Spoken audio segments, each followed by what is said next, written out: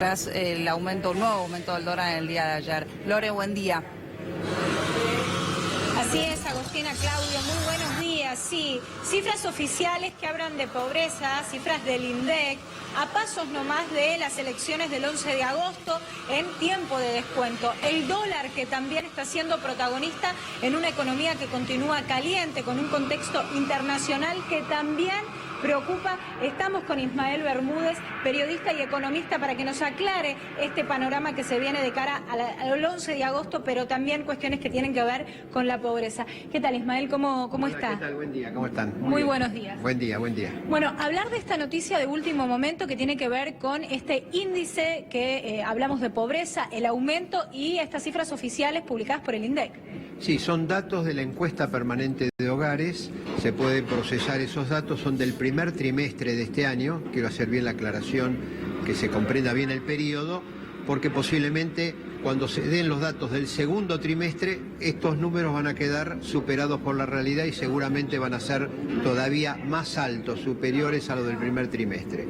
Lo que está marcando los datos de pobreza es lo siguiente: en la Argentina la pobreza afecta al 34,1% de la población total. Esto significa que hay 14 millones de pobres. Y en el último año se generaron 3.600.000 nuevos pobres. De esos 3.600.000 nuevos pobres, 1 millón son chicos. Eso es lo que genera muchísima más preocupación, que sean chicos menores de 14 años. Claro, porque siempre se dice que la infancia es el periodo más feliz de la vida.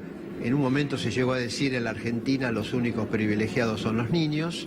La realidad es que un chico, y estamos hablando lo siguiente, de cada 2 chicos, 1 es pobre, de cada 10 chicos, 5 son pobres. Entonces, evidentemente, chicos que se desenvuelven, se desarrollan, se educan, se alimentan en condiciones de privaciones en todos los órdenes, porque no es solamente alimentos, es también salud, es también educación, etcétera, compromete por completo el futuro de la sociedad. Y esto tiene que ver con el hecho de que, especialmente en el último año, ¿qué pasó?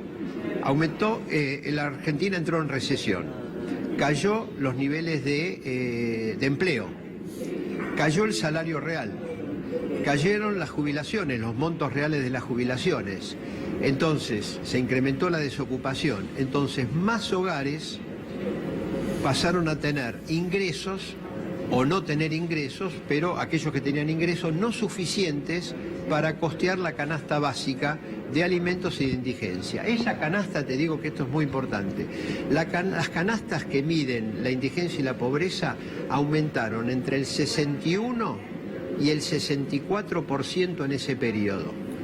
¿Cuánto aumentó el salario? 35%. ¿Cuánto aumentaron las jubilaciones? Más o menos también 35%. Esa brecha enorme, que significa una caída del poder adquisitivo de la población del orden del 15%, es lo que explica este fenomenal incremento de los niveles de pobreza, castigando, lógicamente, con mayor fuerza a los menores de 14 años. Claudio, Agostina, Sí. los escucha Ismael. Ismael, te hago una pregunta, pero la dejamos para después que vamos a una información en vivo y volvemos. ¿Por qué el grupo etario más afectado son los chicos en el incremento de la pobreza y en el sufrimiento de la pobreza? Vamos a una información en vivo y volvemos con tu respuesta. Esta es una campaña donde vamos a hablar de la realidad. Axel Kicillof traslada la campaña hoy a La Plata, está inaugurando un centro cultural, participa en charlas y también va a presentar un libro. Lo escuchamos al precandidato a gobernador bonaerense por el No tiene Frente. nada que ver con lo que pasa. Echarle la culpa al gobierno anterior, a los últimos 28 años, a los últimos 70 años.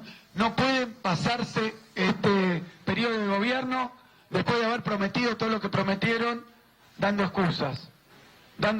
Ahora va a ser la crisis mundial, va a ser la guerra de monedas, va a ser la situación de la lira turca. Bueno, han dicho cualquier cosa. O si no, la última excusa es que el problema que tienen hoy es el gobierno que va a venir, que han registrado que la sociedad quiere que sea otro gobierno. Así que de hablar de que el problema era el gobierno anterior, han pasado a decir que el problema que tienen es el gobierno siguiente. Nunca se hacen responsables de nada. Esta es una ciudad también abandonada por la política económica nacional, provincial y municipal. Por eso estamos hoy acá. Les quiero agradecer a todos los medios de prensa, a todos los compañeros, a todos los dirigentes políticos, a los candidatos de nuestra fuerza política en La Plata, que saben que lo fundamental es cambiar el gobierno municipal de La Plata, cambiar el gobierno provincial y cambiar el gobierno nacional, y a eso hemos venido a apoyar a Alberto Fernández y a Cristina Fernández de Kirchner.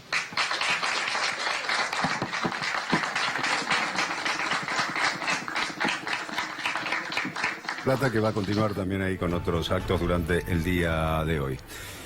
Bien, volvemos allí con Lorena Cerini y Ismael Bermúdez. Le agradecemos por aguardarnos estos minutos. Ismael, había quedado pendiente esta pregunta de Claudio. ¿Por qué los chicos son los más afectados cuando hablamos de pobreza? Bueno, esto tiene que ver con el hecho de que las familias pobres en general tienen más chicos que el resto de las franjas etarias.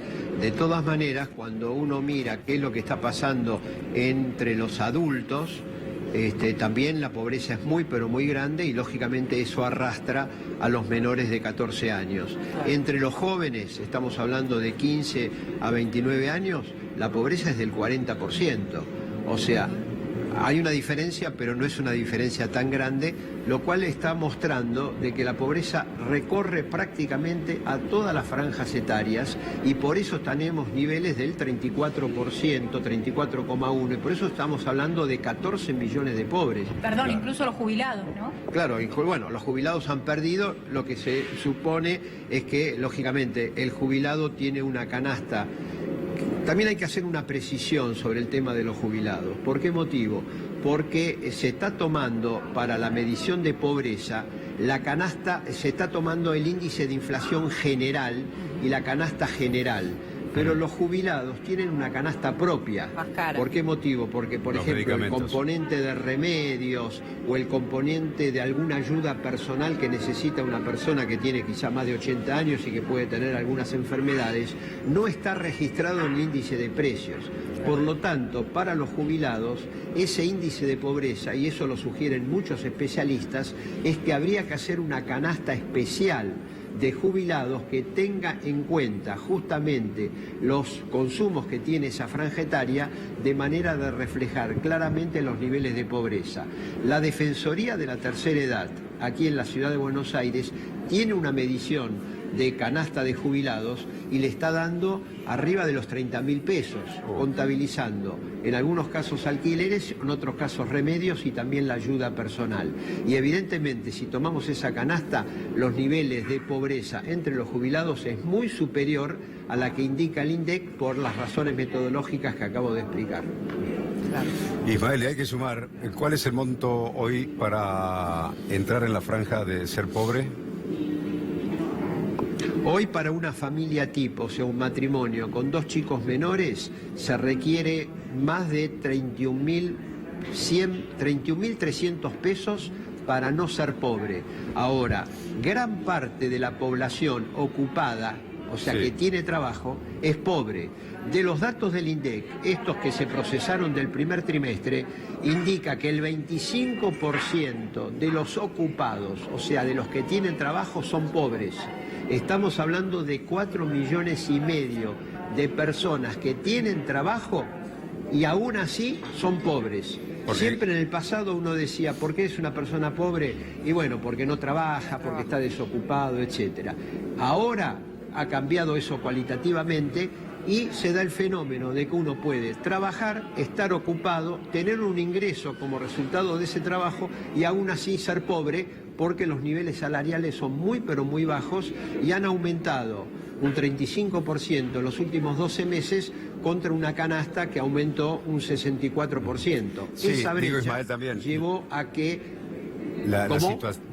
la situación difícil para aquellos que ganan 32.000, 33.000, 34, 35 o 36.000. Lógico, porque ustedes calculen, trabajando en blanco y ganando 30.000 pesos, le hacen el descuento de jubilación y de salud, ya está en 27.000 pesos. Puede llegar a tener una asignación familiar por 1 o 2 chicos, está en 30.000. Y acabamos de decir que para una familia tipo, el INDEC considera que hay que tener más de 31.300 pesos y se pone mucho más difícil si hay que incluir el alquiler, porque en algunos casos porque eso para si son propietarios, del ¿no? departamento y en otros casos no. Ismael Tuni te saluda. Estos números son lógicos, ¿no es cierto?, por la caída sobre todo de la construcción o de la industria textil. Digo, de ahí se deriva buena parte de lo que nos pasa, ¿o no? Bueno, sí, los datos del Ministerio de Producción y Trabajo dice que en los últimos 12 meses se perdieron 240.000 empleos registrados, empleos en blanco, fundamentalmente en la industria, el comercio y la construcción. Evidentemente, si hay 240.000 personas que normalmente son, si tienen chicos, son jefes de hogar, han perdido el empleo, bueno, eso arrastra a toda la familia a niveles de pobreza, porque si ya eran pobres, quizá en muchos casos, teniendo un salario completo, evidentemente al perder el salario han caído lógicamente ya no en la pobreza, sino directamente en la indigencia, e inclusive si tuviesen alguna ayuda, como puede ser la prestación por desempleo. Hoy la prestación por desempleo son de 4.500 pesos. Entonces, con 4.500 pesos, una familia tipo es no indigente, sino súper indigente. La prestación por desempleo es realmente ridícula y sería bueno que el Consejo del Salario Mínimo Vital y Móvil, que se va a reunir después de las PASO, considere el valor de la prestación por desempleo, porque realmente es un monto ridículo que una persona desocupada, que hizo aportes a la seguridad social porque estaba en blanco, cuando es despedido sin causa, o sea, no es por causa del trabajador, sino que es por causa de la empresa, reciba un subsidio temporario porque tiene una duración de 2 a 12 meses, no puede ser que esté con 4.500 pesos, más alguna ayuda que puede tener de la asignación familiar. Es una familia que no llega a los 10.000 pesos y hoy con 10.000 pesos, 4 integrantes de una familia, es una familia indigente. Ismael, en este contexto, con estas cifras de las que estamos hablando, ¿cómo impactaría hoy una reforma laboral? Bueno, hay que ver el contenido de la reforma laboral. Si es como la están planteando algunos empresarios, que dicen queremos una reforma laboral para despedir en cualquier momento a cualquier trabajador sin pagar la indemnización, evidentemente se va a agravar esto considerablemente.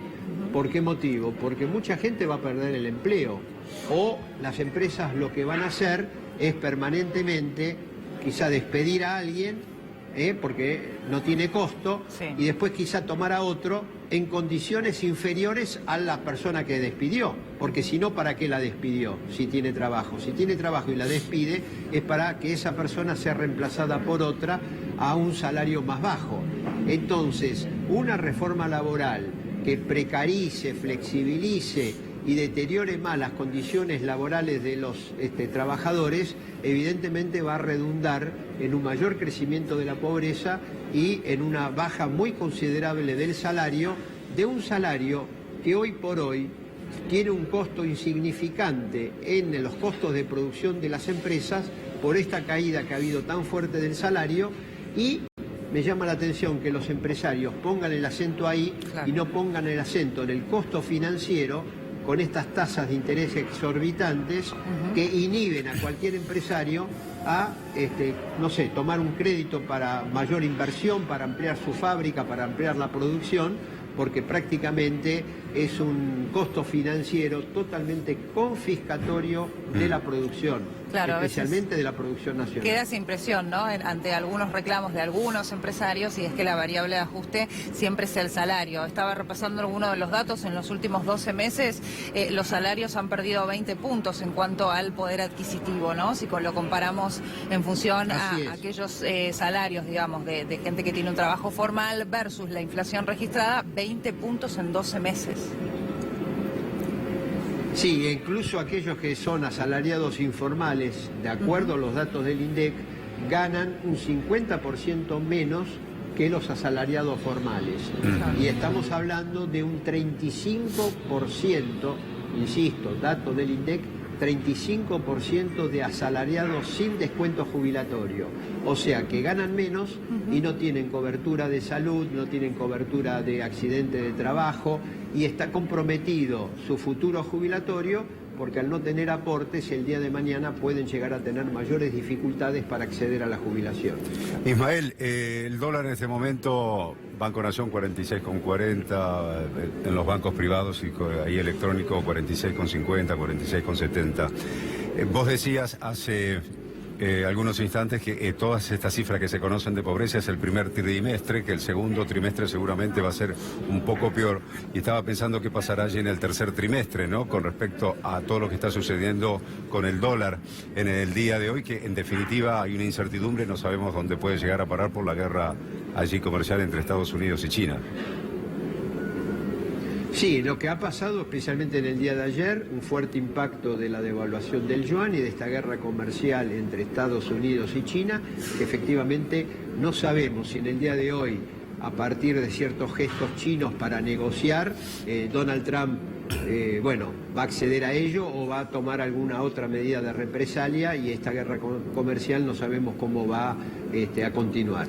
De todas maneras, lo importante en el día de ayer no es solamente que subió el dólar. Ayer en el mercado de cambios, en el mercado financiero, pasaron 5 cosas importantes. La primera, que subió el dólar. La segunda, que subió el riesgo país. Sí. La tercera es que hubo una caída de las reservas brutas del Banco Central. Hubo suba del riesgo país y cayeron tanto el precio de los bonos como el precio de las acciones. O sea, son estos 5 factores que, lógicamente, al plantearse todos al mismo tiempo, originaron este nivel de incertidumbre sobre un dólar que también hay que señalarlo, en los últimos 15 días tuvo un incremento del 7%. Ese incremento del 7% no se va a manifestar seguramente en el índice de precios de julio que se va a conocer la próxima semana, pero posiblemente tenga un impacto ya sobre los precios del mes de agosto. Especialmente los precios mayoristas, porque los precios mayoristas tienen un componente importado muy grande y si sube el dólar, el componente importado en pesos es más caro y eso en algún momento se traslada a la cadena minorista. Esa inflación que venía descendiendo como lentamente de los registros que había en los meses anteriores, va a pegar una remontada en los próximos meses, ¿no?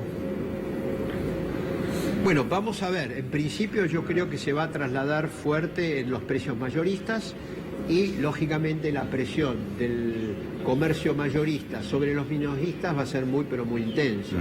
De todas maneras, no olvidemos que el gobierno ha tomado muchas medidas de tinte electoral que, como es por ejemplo en el caso de los combustibles, que se rige por el valor dólar y, sin embargo, a pesar de que las petroleras dicen que si tienen sus precios retrasados, desde el gobierno, postergando el impuesto a los combustibles y pidiéndole que por lo menos ahora no aumenten los precios para que no tenga una incidencia sobre la población a la hora de votar, está marcando ahí que también se está acumulando un colchón de inflación que en algún momento, más tarde o más temprano, va a tener que manifestarse. Eso está pasando con las tarifas y está pasando también con el caso de los combustibles y con otros bienes y servicios que están regulados por el Estado a través de impuestos o a través de autorizaciones específicas que tiene que dar el Estado para que aumenten los precios. Ismael Bermúdez, un placer como siempre. Muchísimas gracias. No, al contrario, buenos días para todos y gracias por la entrevista. Muchas gracias. Gracias, Lore, también.